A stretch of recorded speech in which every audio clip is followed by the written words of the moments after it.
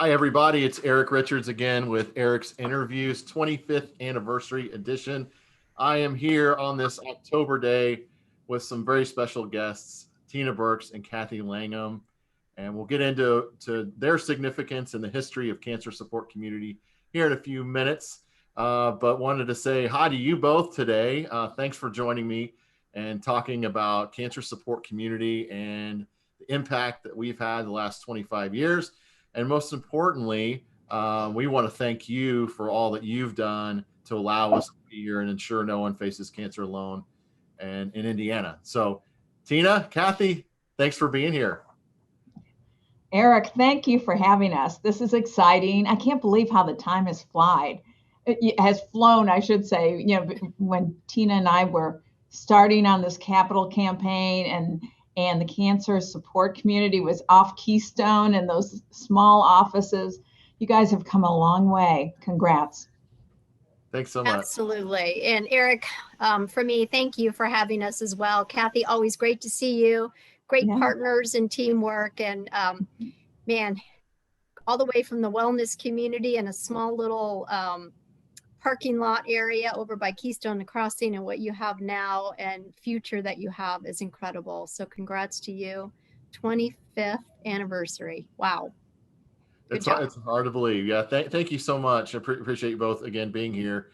You mentioned the capital campaign, and we'll get to that in a minute. But if you could just summarize, how did you get introduced to what's now cancer support community back in the day? Tina, I know you were sharing a really great story early on. I'd love for you to share, those that are watching today, how you got involved with CSC.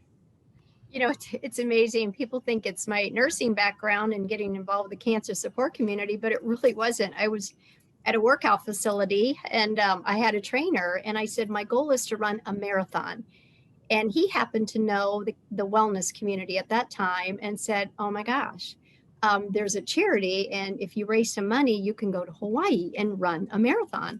So I thought, oh, that is right up my alley. So I did. I trained, and we went to Kona, Hawaii, and I ran my first marathon.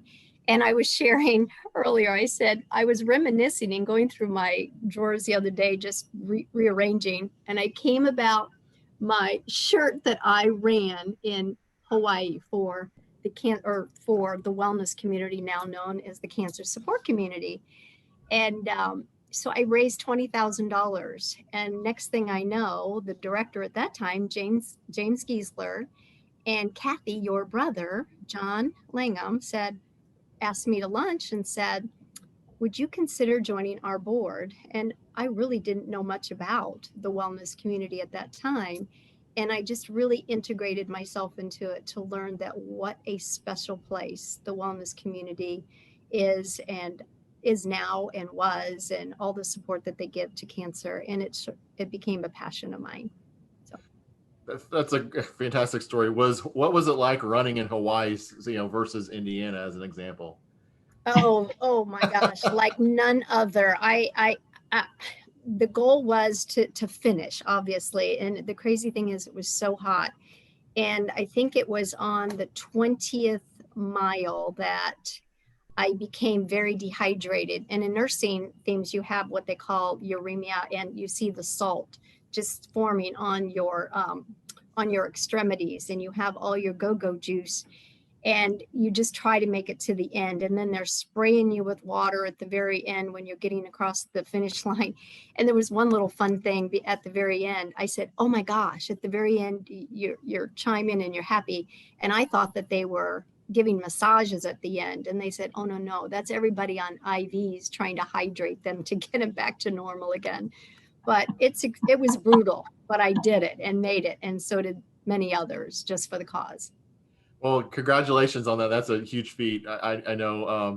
But thank you. And that's an incredible way to get started with us. Thanks, Tina. Thanks for sharing that. That's fantastic. Cathy, what about you? What was your intro to cancer support community? Yeah. Well, just one comment, Tina, I noticed your shirt was 2002. So, next year is your 20 years. So maybe another marathon is in your future to raise money. you do it with me.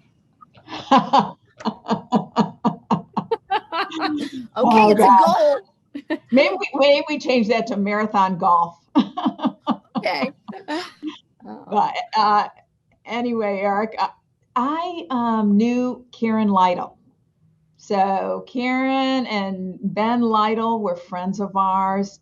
Karen had come to visit us and said, I need a Langham on the board of the wellness community back then. And ultimately, John Langham joined the board. So that's really how I first heard about it. And then I understood it was, I'll get this wrong, but it was about 10 couples that really started things here. And another one of the couples was Mickey and Janie Maurer. And when I think of Mickey Maurer and I think of Karen Lytle, those are people who work really hard and they don't have a spare moment in the day, yet they chose to stand up this fantastic organization here with the little time they had left and invest their time and their money. And when I heard that, I thought this is something special and it's something I need to keep my finger on the pulse of. Yeah, like I said, John joined the board and I think is still on the board 20 some years later. I did not, but I stayed very close to the organization and have always appreciated the organization. Well, and thank you for sharing that. And a couple of anecdotes from what you just said. So ironically, I was just at Mickey's camp and I've gone now 11 years in a row. We've been a charity recipient several times. In fact, we're going to be in 2023 again. So I'll put a shameless plug in for Mickey and send this to him. So he'll appreciate that. But Ben Lytle was there and I had never met him, but I'd seen the name around the building. And so we had a wonderful chance to catch up and talk a little bit about how they were involved here. And like you, he was thrilled to hear about what was happening here. And so think about 20 years plus years that the Langham family has been involved here. That's amazing. I mean, you have to be our most active family, in regards to who's been with us the longest. And so we need to do something big for the Langham family soon. Well, thanks. I appreciate that. And of course, John has taken the lead and still remains very passionate, as we all do. So thank you for allowing us to be part of it. And John is a fantastic board member and has been just a fabulous mentor over the years for me that I've been here. So we're grateful for your support. So back to the capital campaign, tell us a little bit about the process of running a capital campaign. How did that come about? What was all involved? And had you either run a campaign like this before? So if I could back up for a second before you answer that, the building that I'm sitting in, the Paulson Family Center, this is what we're speaking of. There was a capital campaign that started about 15 years ago, as we discussed a little bit earlier. And we were able to build this more than 8,000 square foot center for people to come to be around others who are facing a cancer diagnosis, survivorship, you're a caregiver, you're a family member, you're a child that has a parent who has a cancer diagnosis. This beautiful facility, and thanks to the leadership of you two and others, I'm able to be here today. We're able to open our doors to make sure that no one faces cancer alone. That's incredible. So tell us a little bit about how it all came about, how you got roped into it. I'm sure I think everybody just saw on here how this probably worked, right? So Cathy challenged Tina to do another marathon, and then Tina came back to Cathy and said, only if you do it. So I have a feeling that something like that occurred as it relates to our capital campaign. Am I right? Okay, I'm going to start first, Cathy. It's okay. So I told you I ran the marathon, so I'm trying to figure out all my years here. 2002, I was on the board for, I think, 2 years, and there had been talk about the capital campaign process. I'm just getting to know what the wellness community was all about. I went to a lot of their little group meetings, as I said, when they had it in a very small building at Keystone at the Crossing. And I remember going into the group meetings and a very small room. And some of the patients came in with their IVs in tow. And they would have to walk down the hallway to go and use a communal bathroom. I mean, where the whole building was using this bathroom and they were going in there. So that was a big passion for me to, okay, I think we can expand this and have a better facility. And it was in process with the board already. So yes, Mr. John Langham said, well, my sister is very connected to the community, and Tina, she'll do it if you do it. So yes, there was a part of that. And so I didn't know Cathy all that well back then in the years, but I'll tell you, when you get to meet people that have similar passions as you do, it's magical. And the capital campaign, of course, was going through all the feasibility studies. And of course, we can talk about the challenges and what we did, of course, down the road and all what it took. But I'll let Cathy kind of give her say and how she got involved. And then we can talk a little bit about how the campaign process worked.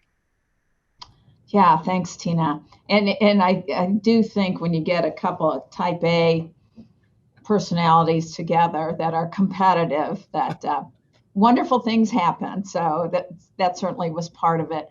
I am a cancer survivor. Back in my senior year in high school, I was diagnosed with Hodgkin's disease and really went through a pretty rigorous, back then in the late 70s, chemotherapy and radiation regiment. And it was, it was difficult for anyone who's ever gone through cancer. It's gut wrenching. It's right in front of your mind 24/7, and it's very difficult. And back then, senior in high school, Hodgkin's disease, no one I knew had cancer, which is a different discussion and kind of interesting. So, I did have an interest in being involved in it. John Langham is very convincing to ask to help. And of course, with Tina, I think I knew Keith better than Tina back then. But once she said yes and we started working together, then it was more about figuring out, the logistics of what the campaign looks like. Yeah, and it's extremely detailed, when you go through that. But Cathy, facing and I'm going to digress a little bit here, but you brought up something I think it's interesting. You battled cancer in the 70s, and the outcomes today are so much better than back then. So, applaud you for recognizing that other people need support and need help, and stepping up to help meet a challenge of raising funds to provide a place for people to come to be around others who are experiencing the same thing. Yeah, absolutely. Well, and as the story continues, right after the Super Bowl, which Tina and I were both involved in, I was diagnosed with breast cancer. So that was in 2012, and went through another, regiment of chemotherapy and targeted radiation, lumpectomies, all that sort of thing. And then, again in 2017, diagnosed again with a whole different kind of breast cancer on the other breast, and ultimately had a double mastectomy and moved on. So, I mean, I know in the bottom of my heart how gut wrenching and terrible it is to go through something like this. And people always say, well, there's so much good and you learn so much from it. And you do, honestly. I mean, some of the things I got out of it was just the love of family and friends, and people like Tina who were there for me and my family and other friends, and the wellness community. And the great thing about the wellness community is that you are there for everybody. You are absolutely there for everyone, whoever it is, whether they have a lot of family or no family, or they are the family of the patient or are the children of the patient. And we need that. Even as strong as type A as we are, we all need help, especially through times like that. So yeah, it's been a crazy cancer journey in my life, but I've learned so much, and so much love and joy has come out of it too. Believe it or not, I don't think people realize it unless they've been through it. So thanks for saying that. Well, I think your courage today is gonna, I think, people watching this, encourage them to be okay with them, talking about it and recognizing the importance of support systems. And especially for those who don't have a support system, who might be watching today, that they now know, if they didn't know before, that cancer support community is a place where they can come and get that support, in particular, be around someone who's experiencing the same thing that you are, whether you're a patient or a caregiver or a child, that someone is going to be, will have experienced what you are or have. And that's priceless, to say the very least. So thanks for sharing. Thanks for your courage for sharing there, Cathy. Appreciate that very much. So back to the capital campaign. Talk a little bit about the process. So you came up. I'm sure, did you have a campaign committee, a group of people that were sort of involved alongside you, that you engaged with? And then I know there are the materials that go with it, and I know there are the knocking on doors and picking up phones. What was a little bit of your sort of strategy? What did you go through? What are sort of the trials and tribulations that you faced? Because capital campaigns, for those who don't know, it's an incredibly big undertaking, by the folks involved with it, and it's not easy. Yeah. Tina, do you want to kick it off, or would you like me to? Go ahead, Cathy. Go ahead. Oh, okay. All right. Well, I would say, first and foremost, my least fun thing to do is to ask people for money. I'll just start with that. And secondly, I own a logistics company and have 160 employees, and pretty busy in my day job. Having said all that, this was the perfect thing to get involved in. And just as a side note, I think about this a lot, and I want any of you watching to think about this too. I was chairing a dinner for Catholic Charities, and Peyton Manning was the speaker. So we had a chance to spend some time together. And I asked him the question, why do you do this? You're so busy with your life, but you're always getting involved in all these charity events. And he said, right now I have a platform. I'm the quarterback of the Colts. So I have a platform right now that people will listen to me different. Once I retire, it's different. So I need to make the time to be involved in things like this now. While I have this platform, I can be most effective for people. So I think Tina and I, as busy as our lives are, number one, are passionate about cancer and finding a cure and helping people through and beyond cancer. But it's also, we have a platform right now, and we need to make the time for very important work like this. So having said all that, we had a, and I'm gonna, the details are a little sketchy after 20 years, but we had somebody running the campaign, but it was all about, creating the business case. Why is this important to our community? It was about coming up with the list, the prospect list. Who could we meet with that we could share the story with, that could be passionate about this? And then have the list, not only the story in written form and talking about it, but the frequently asked questions, because everyone, has their questions. And when you run a capital campaign, the sooner you can get to those answers or provide them right away to people, the quicker they can make a decision. and have your facts straight. And I would say also a big key, and we found it in the Super Bowl, I found it with, other fundraisers since then, is if you can have a timeline that allows people to contribute over time, year 1, year 2, year 3, that it's a lot easier for them. So those are the things that come to mind for me. Yeah, Cathy, you're right on. For me, as you say, the who, what, where, when, and how you're going to get it done. So the platform is the base. And I remember with the wellness community, after we had our list, and we had amazing stories, which makes sense to go out. And Cathy, as you said, the facts, truth, honesty, and to really have quick responses to those questions but little was known about the wellness community at that time. As a matter of fact, I remember some folks saying, wellness community, is that a fitness place or a diet place?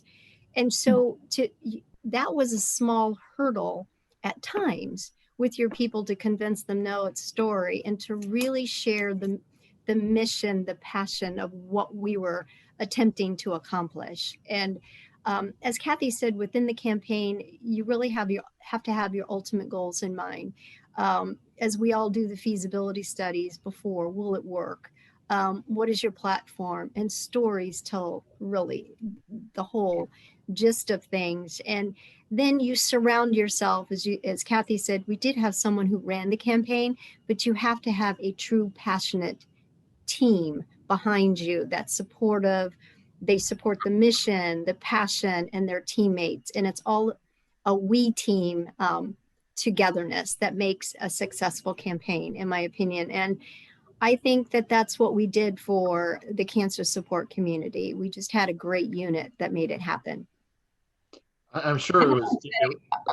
Oh, sorry, Eric. I was just going to add, just looking at Tina present here, a lot of it, for those that are thinking about a capital campaign or any fundraising campaign, it's about who asks. So it really is being thoughtful about who knows who, and anyone who meets Tina Burks, will take her call and we'll talk with her. And so that is a big part of it. I mean, I knew some people too, but it's the right person asking and creating the right environment where you can have a good, honest, fact-based, passionate conversation with somebody. Back at you, Cathy. You too. Anyone who knows Cathy, and if Cathy comes through the phone, they answer. So kudos to you, young lady. I've seen that firsthand, and if I ever mention either of your names, there's not a single person that doesn't know who you both are. So that's a critical key. I know you alluded to this, but you've both been involved with other types of campaigns. I know, with the Super Bowl, but in Tina with St. Vincent, I know, and many others as well. How did our campaign? I'm sure it was a challenge. Thinking about, with the building, there was a space, so you had a physical space that you might sort of direct people to give them an image of what we are, but there really wasn't any type of a facility that had these dedicated spaces for support groups, for yoga, for cooking. There was nothing other than, I'm sure the images that I have in my office here of the renderings.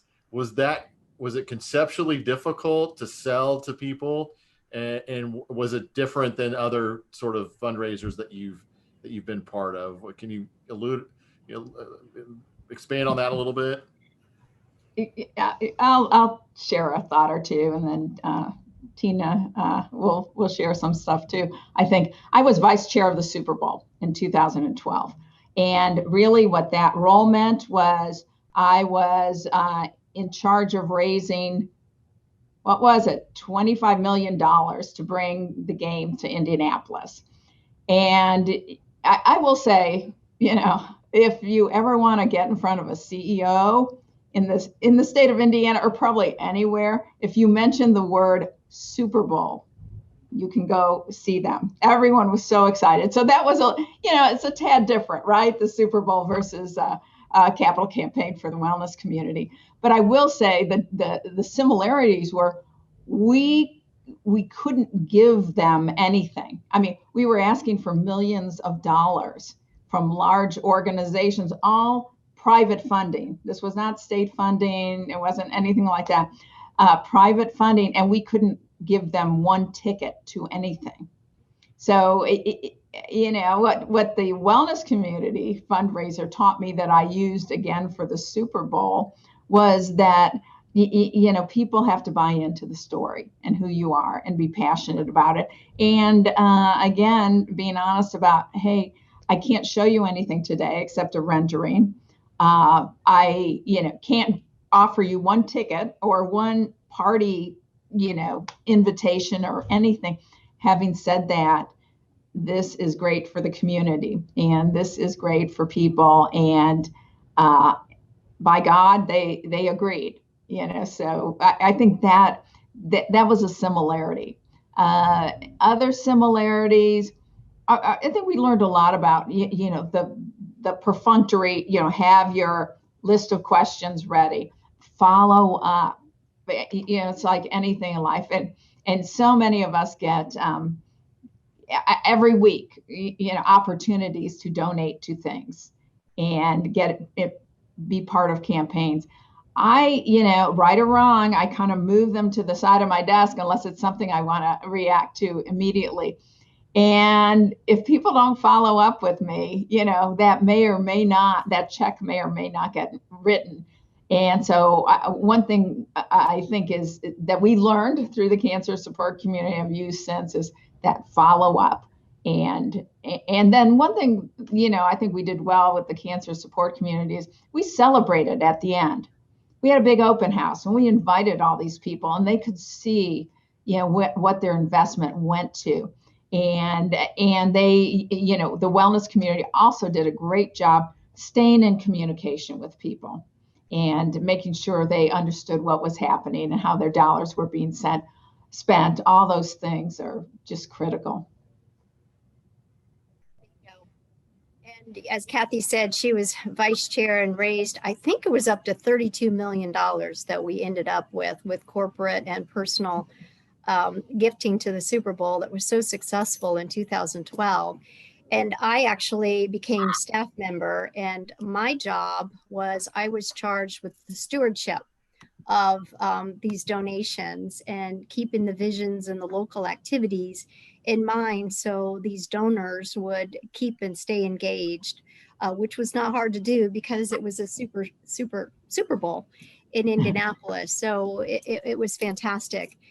And I've been involved in a couple capital campaigns now. And after the first one being with the wellness community, cancer support community, and there are very similar things that Cathy said. And I think the biggest is stewardship.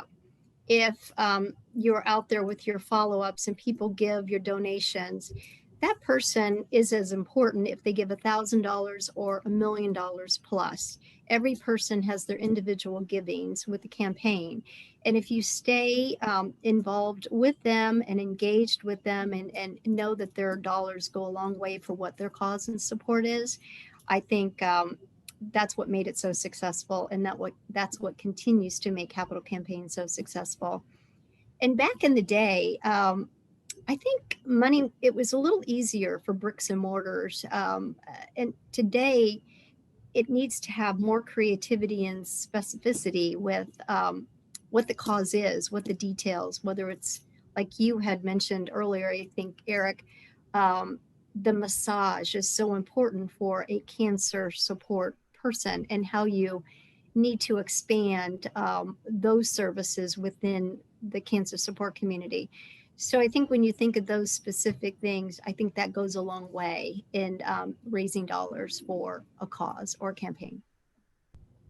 Thanks for sharing. That's a really great insight. And I'm sure it would be, I've never been involved with as large or wide scale of a campaign as you all did, especially, you were coming in 2008, we weren't done yet with the campaign. And of course, most of us know that there was a financial downturn in the economy in the world, around the world, in the United States.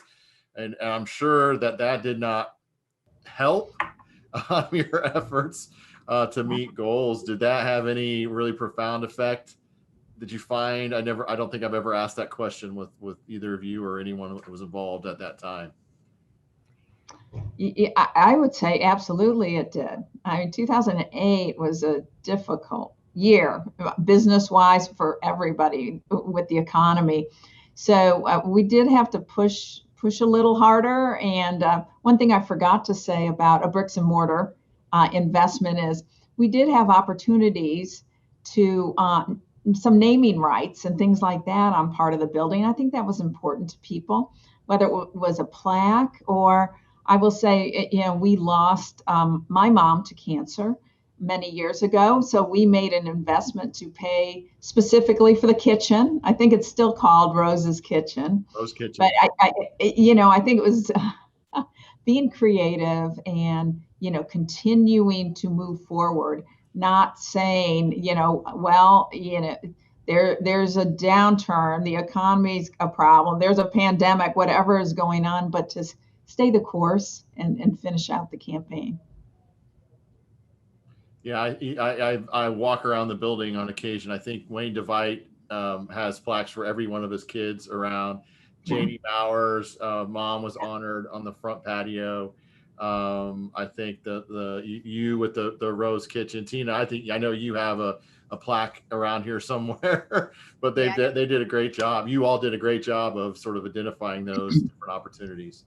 Yeah, and there was, and as Cathy alluded to, the challenges, the downturn of the economy, that probably was more heartfelt with some of the pledges that we had received that possibly didn't flourish through. And so there were areas that we needed to supplement, whether it be with other events, activities, or, I think, Cathy, you were quite involved with either trying to finish the building with the banking systems. And so we got it done. And as Cathy said, if you're involved in the campaign, success is you need to finish the campaign, all means and matters, and however you need to do it. So I think it altogether, as you've seen, it was a success.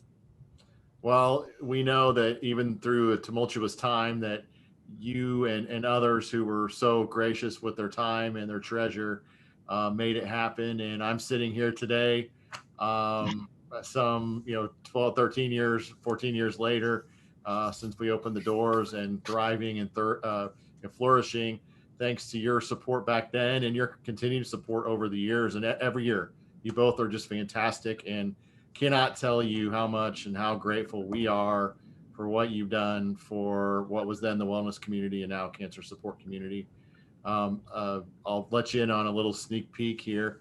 We have grown so much, and our footprint has expanded throughout almost the entire state now that we are changing our name to Cancer Support Community Indiana as a result of that. So with new presence in Northwest Indiana with 3 Franciscan hospitals, and then of course the Bloomington footprint and our IU Health partnership down there, it only makes sense to look at new and creative ways in which to serve people. And we've opened the doors to pretty much everyone. If you have a cell phone or internet access, you can access a cooking class.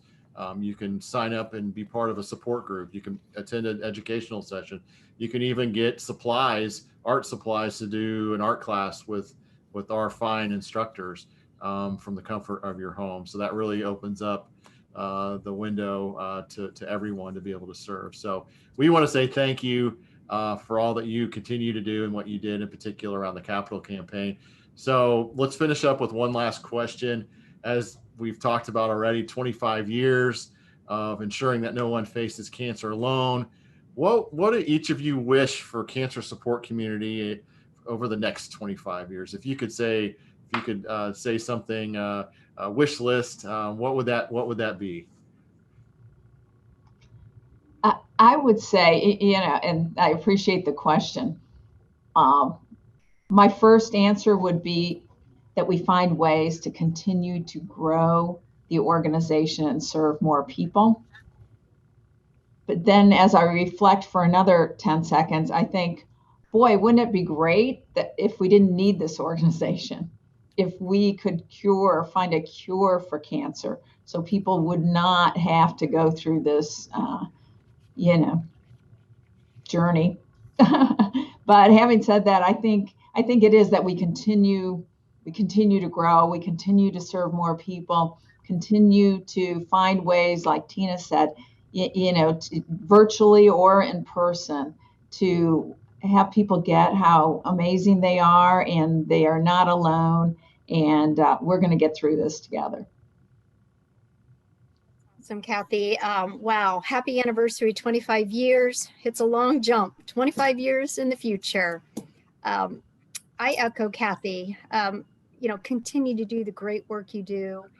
Eric, just like you said, now it's the Cancer Support Center of Indiana. That's huge. All the work that you've done for cancer support community, and Cathy, yeah, wouldn't it be great to eradicate all this cancer and not to have you around anymore? But it certainly is a blessing that you are here and that you're able to capitalize on what you had mentioned, the technology of doing things virtual, that has a place for patients and people like Cathy. That's very scary to have a diagnosis of cancer, to have someone there that they know that is going to love and support them and help them through the crises. So congratulations. Thank you so much for the best wishes. We again, thank you for all you've done over this last 15 years plus, and to help us be where we are today. Honestly, there's no way we could do what we do without the support of folks like you and others in the community, to have, allow us to provide free services of support, education, and hope for those impacted by cancer right here. And so we say thank you. We're grateful, and thank you for being gracious and generous donors over the years and supporters. So this is where we say goodbye. Again, I want to thank our guests today, Tina Burks and Cathy Langham, for joining us and sharing their stories on how we came to be over these last 25 years. Everyone, we'll see you soon, and look forward to the November edition of Eric's Interviews. Take care. Thank you. Thanks.